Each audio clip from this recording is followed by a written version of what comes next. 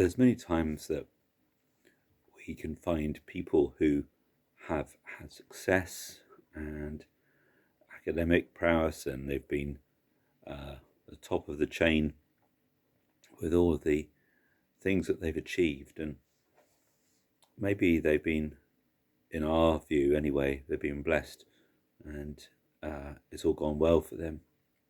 I'm thinking today about a king in the Bible called Solomon, and what we're told is Solomon is somebody who asked God for wisdom, which was a great move, a really good move, and God gave incredible wisdom to him. He had understanding about a lot of different things, and was really internationally renowned for his wisdom and his insights on different things. And he also had incredible tasks to do, which was to build the temple in Jerusalem. And this is from 1 Kings chapter 6 in the Bible. It says, in the 480th year, the Israelites came out of Egypt. After the Israelites had come out of Egypt, in the 4th year of Solomon's reign over Israel, in the month of Ziv, the 2nd month, he began to build the temple of the Lord. And it goes into great detail about this incredible temple, amazing resources that were at his disposal. And Solomon wrote a lot of proverbs, and he wrote lots of songs. He studied nature in great detail. He had a view and an opinion on all sorts of things. But the sad thing about Solomon is that we find that towards the end of his life,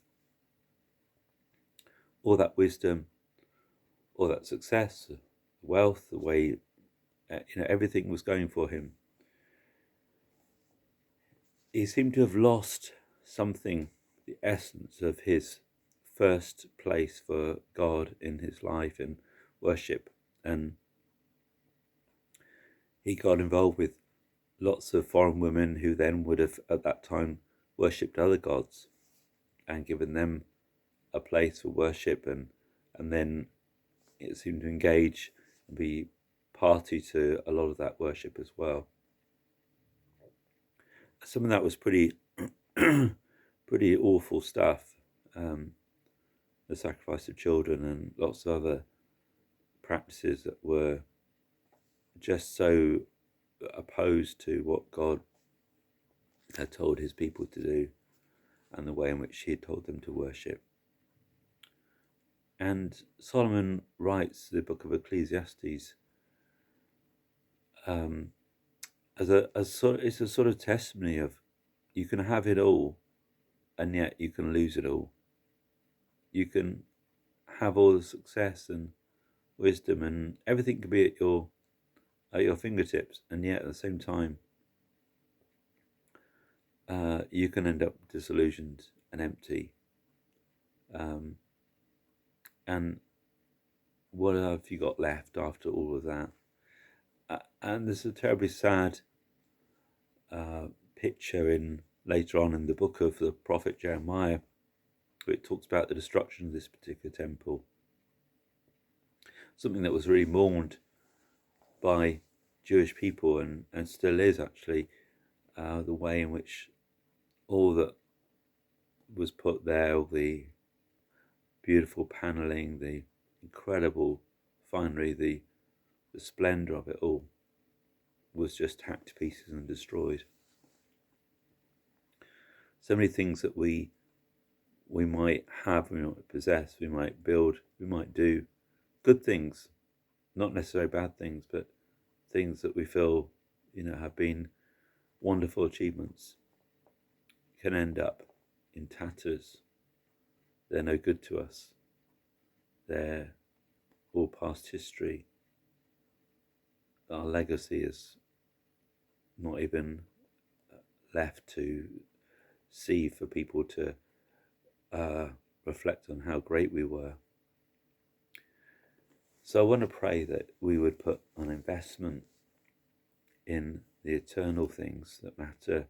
We might have much, and there's nothing inherently wrong with having stuff. It's what you do with it, which obviously matters, and where your heart is ultimately the really chief concern.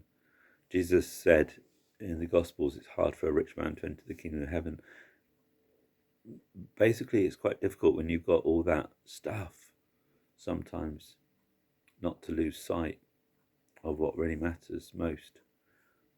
The strange thing is, when the temple was destroyed that Solomon had built, when the land was taken and the Israelites were sent into exile, it was the poorest people who were left, who were actually given the land to look after it. Those who were the least significant, the least powerful, they were the ones who it was easiest for the Babylonians to put in charge. They probably didn't have huge political aspirations, or they just felt that life had just been about getting on, doing the basics. I want to pray for us that God will give us wisdom, whatever our circumstance in life, whether it's maybe we're the least important in our view, or maybe we've got people who think that we're wonderful, and maybe we've got influence and wealth, and everything's gone well for us, and we've been incredibly successful, wise, and resourced, and all the rest of it. But I pray that God will give us perspective of the things that are eternal, the things that matter, and that we would have an understanding from heaven about the things which will last forever as well. And we will keep our worship, our devotion to God, pure and simple. If you don't know him and all these things you've got at your fingertips, and you think, well, I don't need God. Maybe it's an understanding those things are fragile, that they can evaporate. You can have it all and you can lose it all. It's very easy. We know that's true for so many people in history, so many people in situations that we hear about constantly. People have everything and then they lose it all very quickly. And we want to pray. I want to pray that you would have an eternal perspective in trusting God and understanding that in his hands is a safe place.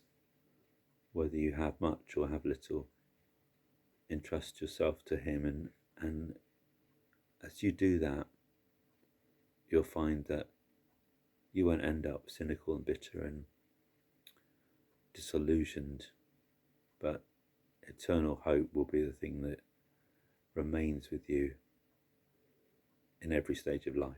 So bless you, and I hope that helps.